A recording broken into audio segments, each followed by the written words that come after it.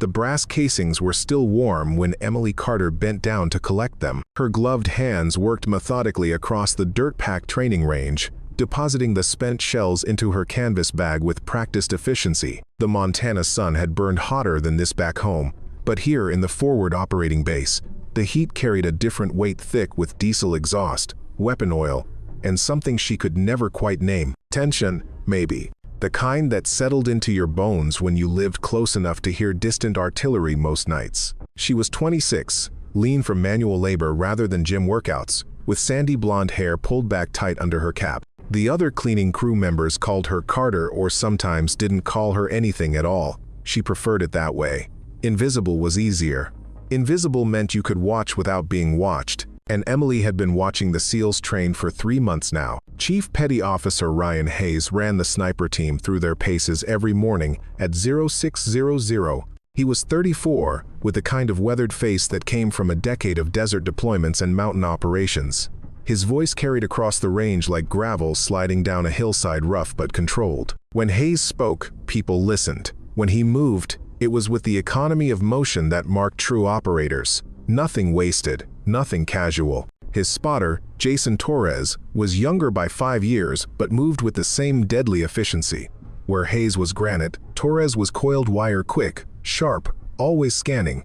The two of them operated with the kind of silent communication Emily had only seen in her parents' marriage, back before the accident that took them both. Connor Quinn, the breacher, was built like a refrigerator and had the personality to match.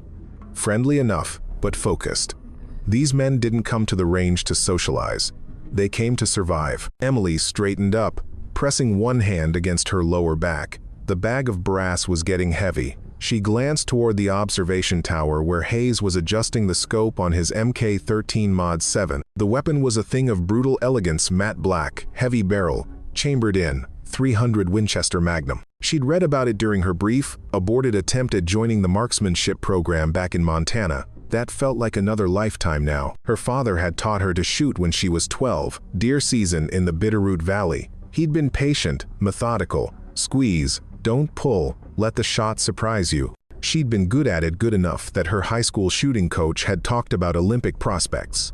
But when her parents died in a pileup on Highway 93, those prospects died with them. The foster system didn't care about rifle ranges and competition dreams, so she'd enlisted at 18, hoping to find her way back to that world. The Army had other ideas, needs of the service. They needed cleaning crews more than they needed another wannabe sharpshooter. 4 years later, here she was collecting brass casings while watching real warriors hone their craft. The morning had an unusual stillness to it. Emily paused, looking toward the perimeter. The usual radio chatter from the guard towers seemed muted. Even the wind had died down. She'd learned to read the base's rhythms over her deployment. This silence felt wrong. Hayes must have felt it too. He'd stopped adjusting his scope and was scanning the horizon with binoculars. Torres had moved to a different position, his body language tight. Quinn had set down the breaching charge he'd been examining and was checking his sidearm. Emily's pulse quickened. She told herself she was being paranoid.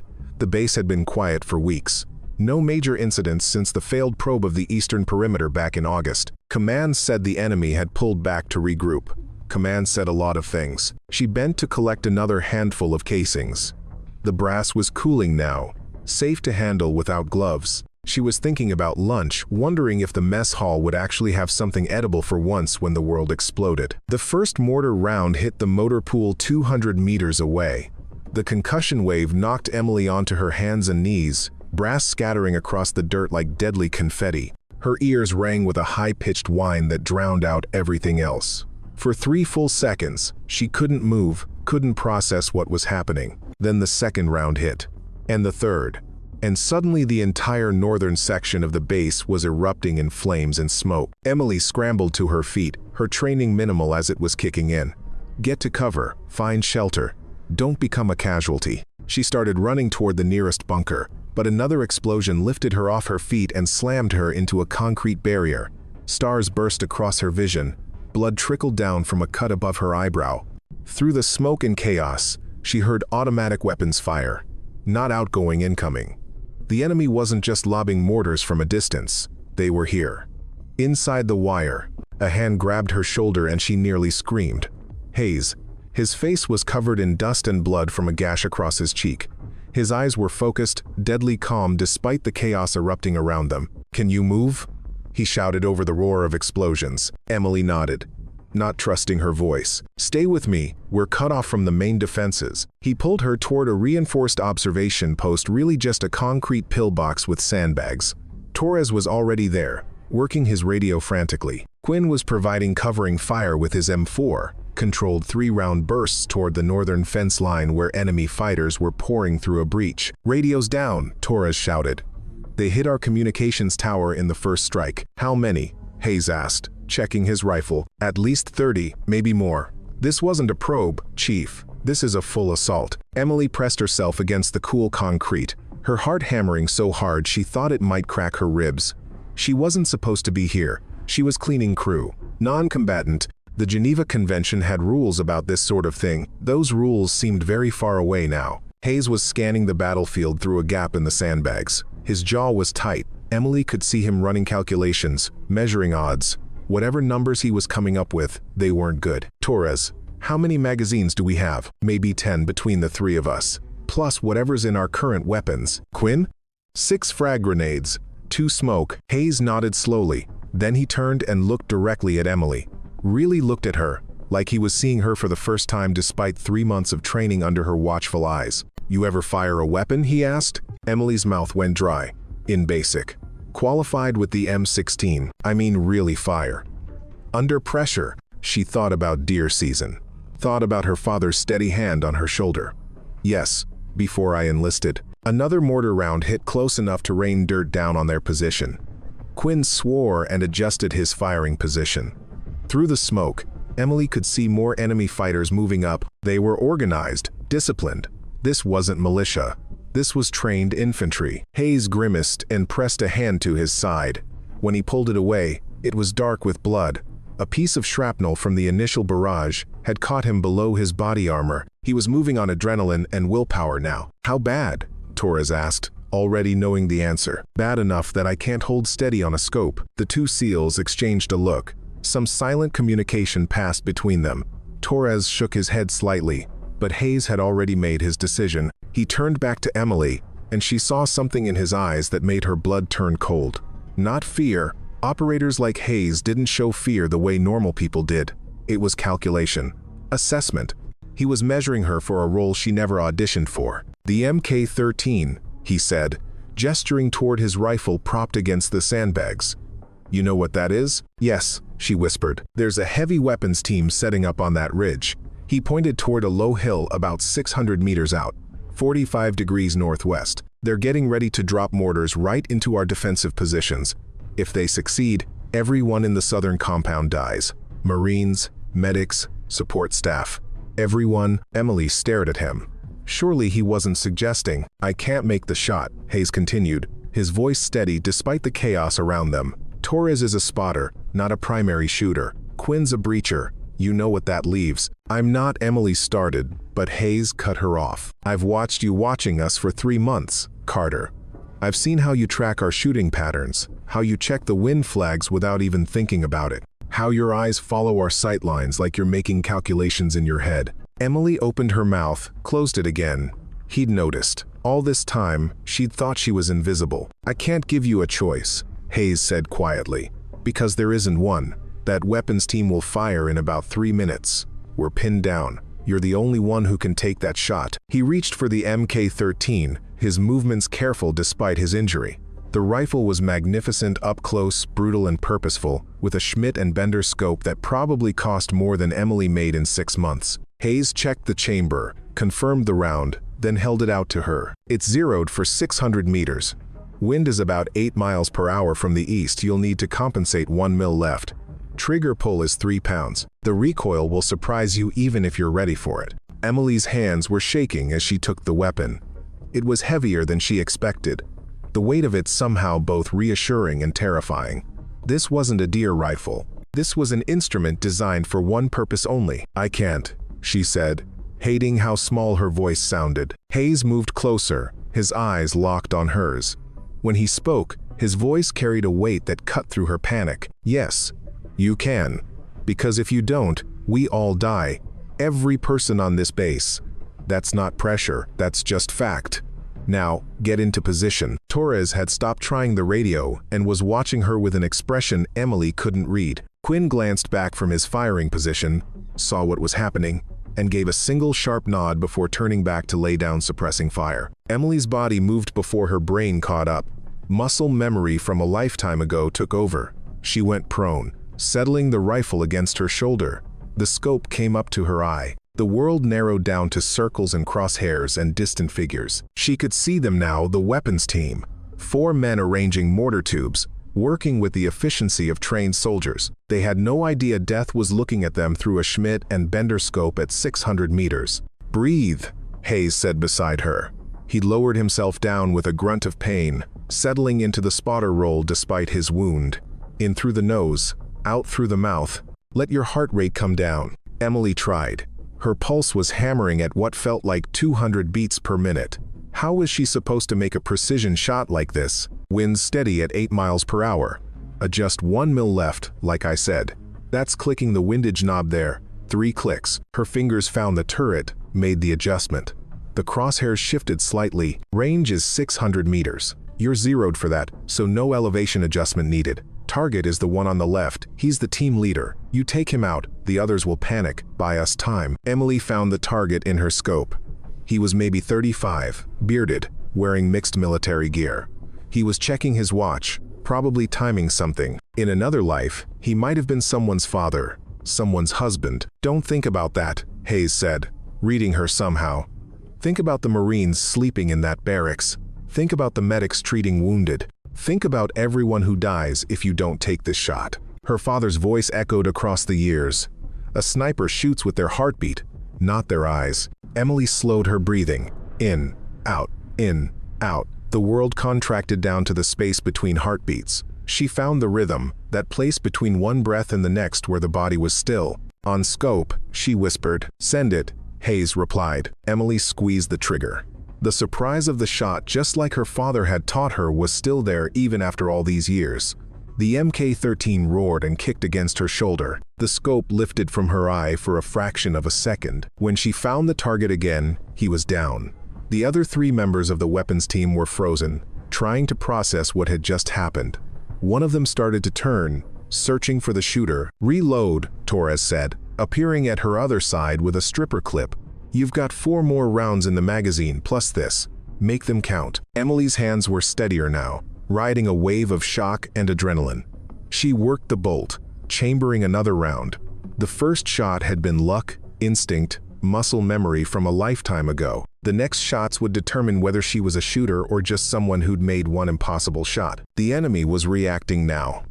The remaining mortar team members were scrambling for cover, but they were exposed on that ridge. Their commanding officer somewhere out of her line of sight would be screaming at them to complete their mission or die trying. Emily found the second target through her scope. He was dragging one of the mortar tubes toward a depression in the ground. 600 meters.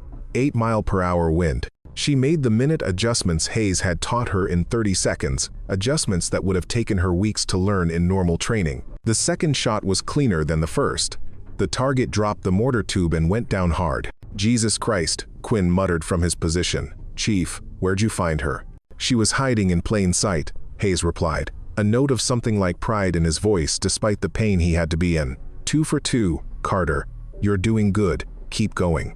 The remaining 2 members of the mortar team were making a break for it, abandoning their equipment. Smart, but not smart enough. Emily tracked the third target, leading him slightly as he ran. She squeezed the trigger. He stumbled and went down. The 4th man was almost to cover when her next shot caught him. 4 shots. 4 targets. The mortar position was neutralized. A cheer went up from somewhere in the compound. Other defenders had seen what happened, had watched an enemy weapons team get systematically taken apart by precision fire. Emily felt nothing. No triumph, no horror, just a strange calm, like she'd stepped outside her body and was watching someone else do these things. Someone who knew how to kill at distance, someone who'd been waiting inside her all along. "Enemy sniper," Hayes said sharply. 10 o'clock. Approximately 700 meters. Behind those rocks. Emily swung the rifle left. She could see the position. He meant a natural hide in a boulder field with excellent lines of sight to most of the compound. "He's the one who tagged me earlier," Torres added. "Dragunov SVD, probably. Good shooter." As if to confirm, a round cracked past their position, close enough that Emily felt the displacement of air. The enemy sniper had acquired them. "Get down," Hayes ordered, pulling Emily lower behind the sandbags. Another round hit the concrete inches from where her head had been. Dust and fragments exploded outward. This was different from the mortar team. This was personal. One shooter against another. The enemy sniper knew exactly where she was now. "I can't get an angle on him from here," Emily said, her mouth dry. "He's got better cover than we do." "Then we make him move," Hayes replied. He was getting paler, the blood loss catching up with him despite the field dressing Torres had applied. "Torres, you got that signal mirror?" Torres produced a small mirror from his kit. Hayes took it, his movements deliberate despite his injury. "Here's what we're going to do," he said. "I'm going to use this mirror to create a false position about 20 meters to our right. When he shifts to engage it, you'll have maybe 3 seconds to acquire and fire. One shot. That's all you'll get." Emily nodded, not trusting her voice. "On my mark," Hayes said. He positioned the mirror, angling it to catch the Sunday 3, 2, 1 mark. The flash of reflected light drew immediate fire. The enemy sniper's round hit the false position, exactly as Hayes predicted. Emily was already moving, bringing the MK-13 up, finding the boulder field in her scope. There, the enemy sniper was adjusting his position, visible for just a moment as he shifted to verify his kill. 700 meters. Wind still from the east, but stronger now, maybe 10 miles per hour. Emily made the adjustments in her head, muscle memory and intuition working faster than conscious thought. She exhaled halfway and found that still place between heartbeats. The trigger pull surprised her again. The MK-13 roared. Through the scope, she saw the enemy sniper jerk backward and disappear behind the rocks. Torres had his binoculars up. "Hit," he confirmed. "He's down." Emily lowered the rifle, her hands starting to shake now that the immediate threat had passed. She'd just killed 5 people. 5 human beings who'd woken up this morning, eaten breakfast, maybe looked at pictures of their families. Now they were gone, erased by bullets she'd sent. "Don't," Hayes said, reading her again. "Don't go there. Not now. Later, when we're safe, you can think about all of it. Process it. But right now, we're still in the fight." He was right. The enemy assault was ongoing, though their heavy weapons teams had been disrupted. Infantry was still pushing into the compound. Emily could hear the firefight intensifying to the south. "How many rounds left?" she asked, surprised by how steady her voice sounded. 12 in your magazine, plus what Torres has on him. Maybe 30 total. Then let's make them count. For the next hour, Emily became something she'd never imagined. She became the eye in the sky, the angel of death, the invisible hand that reached out from cover to pluck enemy fighters from the battlefield with surgical precision. She covered the withdrawal of wounded Marines. She eliminated a machine gun team that had pinned down the medical station. She made impossible shots through vehicle windows, between sandbag gaps, across moving targets with a consistency that seemed to defy probability. Hayes and Torres worked with her, calling targets, confirming hits, keeping her supplied with ammunition and water. Quinn maintained security on their position, picking off any enemy fighters who got too close. They became a unit, functioning with the kind of coordination that usually took months to develop. 200 meters. 3 o'clock, Torres called. RPG team moving up. Emily swung the rifle right. The RPG team was using cover well, leapfrogging forward in pairs. They were heading for the southern gate. If they got close enough, they could blow through the defenses and open the compound to full assault. She took the first shot at 200 meters, dropping the lead man. His partner grabbed the RPG launcher and kept moving. Brave or foolish, the line was thin in combat. Emily tracked him, waited for him to pause. When he did, she fired. He went down, but another fighter was already picking up the RPG, showing the kind of determination that made Emily's blood run cold. "They're committed," Hayes observed grimly. "That gate must be their main objective. Can't let them reach it," Emily replied, already tracking the third fighter. But the enemy had learned. They were using smoke now, obscuring her line of sight. She could see shapes moving through the gray haze, but no clear targets. "Winds shifting," Torres said. "Coming from the north now, about 12 miles per hour." Emily adjusted, reading the smoke patterns, looking for gaps. There, a figure emerging from the haze, the distinctive shape of an RPG launcher on his shoulder. Range was maybe 150 now, close enough that she could see details: his face, his uniform, the determination in his posture. She fired. The figure dropped, but two more emerged behind him. They were going to reach the gate through sheer attrition, overwhelming her ability to stop them all. "Quinn," Hayes called, "can you throw smoke to block their approach?" "On it." Quinn pulled both smoke grenades from his kit and threw them in quick succession toward the enemy advance. Purple smoke billowed up, mixing with the gray. It wouldn't stop the RPG team, but it might confuse them by precious seconds. Emily kept firing, controlled pairs now rather than single shots. Her ammunition was running low. Each shot had to count, but speed mattered too. She dropped two more fighters, then three. The enemy advance wavered, confusion spreading through their ranks as their assault teams were systematically destroyed by fire they couldn't locate. Then she saw him, the last RPG operator, emerging from smoke less than 100 meters from the gate. He was young, maybe 20, and he was running full sprint, the launcher on his shoulder, finger on the trigger. If he fired from that range, the gate would come down. The enemy would pour through. 75 meters. The smoke was swirling, the wind unpredictable. Emily had maybe 1 second before he reached optimal firing position. She didn't think. She didn't calculate. She let instinct take over, that place beyond training where the body knew what the mind couldn't process fast enough. The shot was low. It caught the RPG operator's center mass as he was pulling the trigger. The impact made him jerk, his aim thrown off. The rocket-propelled grenade launched skyward, arcing up and over the compound wall to detonate harmlessly in the desert beyond. The operator collapsed. The enemy assault faltered. And in the distance, Emily heard the most beautiful sound in the world, the distinctive whump whump whump of incoming Black Hawk helicopters. The cavalry had arrived. The next 30 minutes were a blur. Apache gunships tore into the enemy positions, their 30mm chain guns reducing fighting positions to dust and rubble. Black Hawks inserted fresh troops who pushed the attackers back through the breach in the perimeter.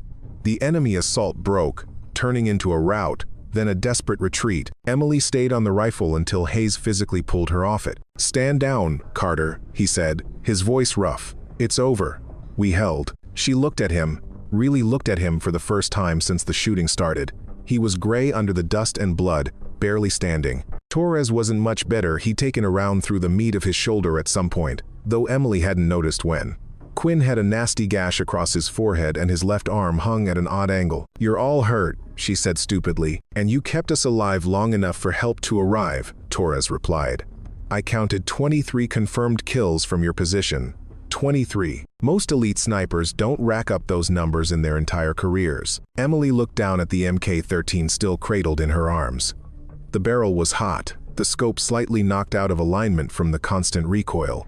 It was just metal and polymer and precision engineering, but it felt heavier now, weighted with the lives she'd taken. Medics were flooding the compound now, triaging the wounded. One of them tried to check Emily for injuries, but she waved him off. She was fine, minor cuts, bruises, nothing that mattered. She needed him to look at Hayes, at Torres, at all the people who'd actually fought while she'd just saved the entire base. Hayes interrupted her thoughts again. How did he keep doing that? "Carter, look at me." She met his eyes. They were hard, professional, but underneath she saw something else. Respect, recognition, the look you gave to someone who'd earned their place in the fight. "What you did today," he continued, "was nothing short of extraordinary. You stepped up when it mattered most. That takes more than skill. That takes heart." The medic was insisting now, trying to get Hayes onto a stretcher. He went without further protest, but his eyes stayed on Emily. "When this is over," he said as they were loading him into a medical vehicle, "we're going to have a conversation about your future. Because someone with your abilities shouldn't be collecting brass casings." Then, he was gone, rushed away to surgery. Torres and Quinn followed in another vehicle. Emily stood alone in the center of the compound, still holding the MK-13, surrounded by the aftermath of battle. The base commander found her 20 minutes later. Colonel Marcus Webb was a career Marine with 30 years of service and a face that looked like it had been carved from oak. He stopped in front of Emily, his eyes moving from her face to the rifle to the distant ridge where the enemy mortar team had set up. "You're the one," he said. It wasn't a question. "Yes, sir." "What's your name, soldier?" "Carter, sir. Emily Carter." 47th Support Battalion. Webb nodded slowly. Well, Carter, I've been in this man's army for 3 decades. I've seen heroes, cowards, and everything in between. What I witnessed today ranks among the most impressive displays of marksmanship I've ever seen. He paused. Hayes is going to pull through, by the way. Torres too. The docs say if you hadn't neutralized those mortar teams when you did, we'd be counting casualties in the dozens. Emily didn't know what to say. I just did what I had to do, sir. No, Webb corrected her. You did what trained operators spend years learning to do, and you did it with borrowed equipment, no preparation, and enemy fire coming from 3 directions. That's not luck, that's talent. He gestured toward the Mk-13. I'm going to need you to turn that weapon in for inspection, and then I'm going to need you to report to the command center for debriefing. He softened slightly. After you get checked out by medical and maybe grab something to eat. You've earned it. Yes, sir. Webb started to leave, then turned back. One more thing. How'd you learn to shoot like that? Emily thought about her father, about deer season in Montana, about a life that felt very far away now. My dad taught me, sir, long time ago. He must be proud. He's dead, sir. Webb's expression shifted, understanding and sympathy mixing with respect. Then I'm proud for him. Well done, Carter. The debriefing took 3 hours. Intelligence officers wanted to know everything: sight lines, distances, wind conditions, target identification protocols. Emily answered their questions mechanically, her mind somewhere else. She kept seeing those figures through the scope, kept watching them drop, one moment alive, the next moment gone, because she'd squeezed a trigger. When they finally released her, it was dark. The compound was a hive of activity, repair crews patching the breached perimeter, medical personnel treating dozens of wounded, command staff trying to piece together exactly what had happened and how to prevent it from happening again. Emily found herself walking back to the range. It was cordoned off now, part of the investigation into the attack. She stood at the edge of the tape, looking at the pillbox where she'd spent the day. The sandbags were torn up from enemy fire. Brass casings littered the ground. 300 Winchester Magnum rounds, mixed with empty M4 magazines and shrapnel. You shouldn't be here alone. She turned. Torres had appeared behind her, his arm in a sling but otherwise looking surprisingly healthy. They said you were still in surgery. They expedited it. Flesh wound, mostly. I'll be back on duty in a few days. He moved to stand beside her, looking at the same scene. Quite a day, huh? That's one way to put it. They stood in silence for a moment. Then Torres spoke again, his voice quiet. For what it's worth, I've been doing this job for 8 years. I've worked with some of the best snipers in the military. What you did today, the consistency, the speed, the decision-making under pressure, that was world-class. Hayes wasn't exaggerating when he said you have talent. Emily felt tears threatening and forced them back. I killed people today. Yes, Torres agreed simply. You did, and that's going to stay with you. Anyone who tells you it won't is lying. But here's what's also true. You saved lives. Hundreds of them. Every person who goes home to their families because this base didn't fall, that's on you too. Both things are true. Both things matter. How do you live with it? Torres considered the question. You focus on why you did it. You honor the weight of it. You don't pretend it was easy or that it doesn't matter. But you also don't let it destroy who you are. You find purpose in it. He glanced at her. And you get better. So that next time, if there is a next time, you can do the job even cleaner, even more precisely, with even fewer mistakes. Is there going to be a next time? That's up to you. But I can tell you that the SEAL Sniper Training Program has an opening. Hayes is going to recommend you for it, once he can talk without drugging up on morphine. Colonel Webb is going to support that recommendation. So it's your choice, Carter. You can go back to collecting brass casings, or you can become one of the people who make those casings matter. Emily looked down at her hands.